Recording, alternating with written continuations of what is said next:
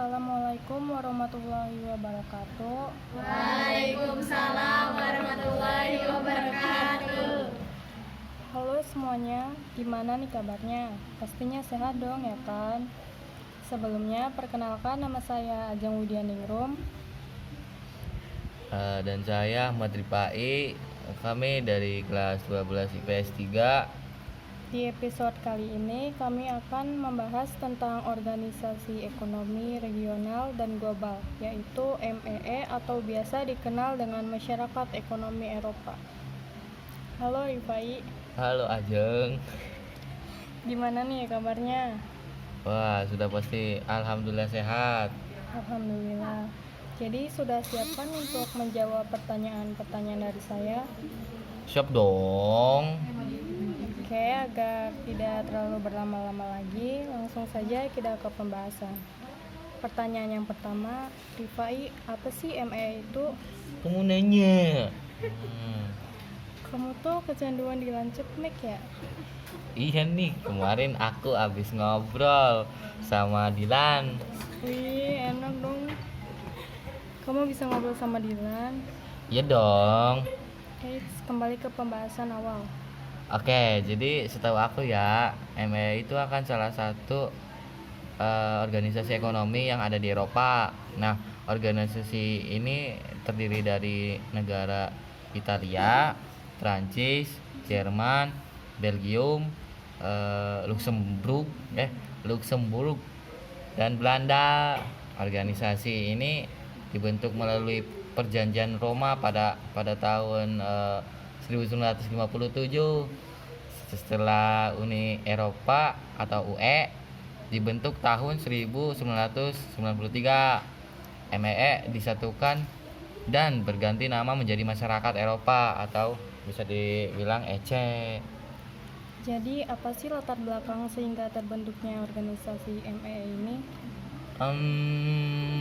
Untuk MEI itu dilatar belakangi oleh kondisi ekonomi dan politik negara-negara yang ada di Eropa pasca Perang Dunia Kedua. Bahkan pada saat itu mengalami perpecahan dan kekacauan. Kemudian beberapa negara Eropa menjalin kerjasama ekonomi dan politik untuk meningkatkan kesejahteraan dan perdamaian masyarakat Eropa. Jadi, dapat saya simpulkan ya, Eropa ini mengalami kemiskinan dan perpecahan sehingga terbentuknya organisasi MEE. Jadi bagaimana sih MEE ini dikenal sebagai Uni Eropa? Kan pada tahun 1993 MEE berubah nama menjadi Uni Eropa karena organisasi ini sudah tidak hanya mencakup masalah perekonomian saja, tapi juga mulai meliputi masalah imigrasi, politik, dan sosial budaya. Jadi ada nggak sih pengaruh organisasi MEE ini bagi Indonesia? Pengaruh organisasi MEE bagi Indonesia terdapat dalam aspek ekonomi yang membantu kerjasama ekonomi yang positif antar kawasan Eropa dengan Indonesia. Kerjasama ekonomi antar negara dapat dibuktikan dengan adanya kegiatan ekspor dan impor yang dilakukan oleh Indonesia, teman-teman. Apa saja sih tujuan dibentuknya organisasi MEE ini? Tujuan dibentuknya organisasi MEE itu yang pertama ada untuk menciptakan kemitraan ekonomi antara negara-negara Eropa.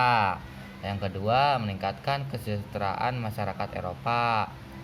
Terus yang ketiga, memberlakukan perdagangan bebas di kawasan Eropa.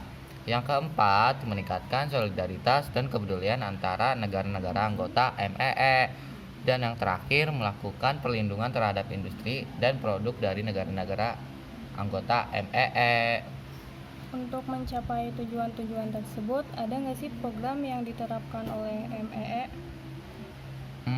Untuk mencapai tujuan-tujuan tersebut, MEE menerapkan beberapa program utama, yaitu yang pertama, membangun common market atau pasar bersama berdasarkan kebebasan lalu lintas barang, modal, jasa, dan tenaga kerja.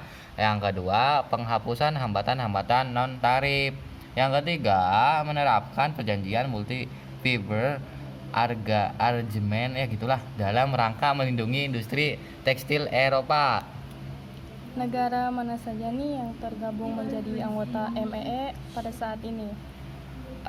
Nah, 8 negara yang tergabung ke dalam MEE ini kemudian mengalami penambahan ketika MEE berganti nama. Teman-teman, sorry. Maksudnya pada awal terbentuknya MEE punya 8 anggota, yaitu Denmark, Inggris, Prancis, Italia, Spanyol, Belanda, Jerman, dan Portugal. Nah, 8 negara yang bergabung ke dalam MEE ini kemudian mengalami penambahan ketika MEE berganti nama menjadi Uni Eropa. Yang dulu awalnya hanya punya 8 anggota, sekarang MEE punya 27 negara loh yang tergabung ke dalam Uni Eropa. Oh iya, ada negara yang sebelumnya bergabung tapi memutuskan untuk keluar. Negara tersebut adalah Inggris. Kenapa Inggris keluar dari MEE? Salah satunya alasannya adalah karena dengan keluarnya Inggris dari MEE atau Uni Eropa, Inggris bisa menjadi negara yang lebih demokratis lagi dan mendapat kebebasan untuk melakukan negosiasi perjanjian perdagangan yang jauh lebih liberal dengan negara dunia ketiga. Apa saja yang sudah dilakukan oleh organisasi MEE ini? Dilakukannya sih sudah banyak, tapi yang basicnya aja ya. Oke. Yang pertama itu ada imigrasi Eropa dengan cara menjaga kerjasama ekonomi, memperbaiki tata hidup dan permasalahan kerja. Yang kedua itu memajukan perdagangan, menjamin adanya persaingan bebas, keseimbangan perdagangan antar negara anggota. Oke. Ini aku ada pertanyaan tambahan ya. Sekarang kan sudah tahun 2023. Apakah organisasi MEE ini masih ada atau masih berdiri? Menurut saya masih ada. Oh, kenapa begitu? Jadi gini, pada tahun 1993 MEE kan berubah nama menjadi Uni Eropa karena organisasi ini sudah tidak hanya mencangkup masalah perekonomian saja, tetapi juga mulai mengikuti masalah imigrasi, politik, dan sosial budaya. Seperti yang kita generasi muda gini. Oke, sekarang kan lagi booming-boomingnya ya terjadi kegelapan perekonomian karena inflasi di tahun 2024 nanti. Kira-kira MEE atau Uni Eropa ini berpengaruh nggak sih mencegah atau menangani masalah ini? Itu masih jadi pertanyaan sih untuk kedepannya. Bisa saja Uni Eropa berperan dalam mencegah kegelapan ekonomi tersebut. Apalagi peran MEE kan salah satunya dalam meningkatkan kesejahteraan masyarakat. Oke, jadi dapat kita ambil kesimpulannya dari penjelasan Rifai mengenai MEE atau biasa dikenal dengan Masyarakat Ekonomi Eropa. Nah, organisasi ini adalah untuk menciptakan atau menyejahterakan perekonomian masyarakat. Dan MEE ini juga masih berdiri pada tahun sekarang. So, sampai di sini pembahasan kita mengenai MEE karena kita sudah cukup untuk materi kali ini. Terima kasih banyak Mem Rifai sudah meluangkan waktunya untuk men-share pengetahuan tentang MEE. Terima kasih juga buat teman-teman yang sudah mau meluangkan waktunya untuk mendengarkan podcast kami. Semoga pembahasan yang kami sampaikan dapat bermanfaat. Amin. Dan jika ada kesalahan kata, mohon dimaafkan. Assalamualaikum warahmatullahi See wabarakatuh. you next time everyone. Ya, terima kasih.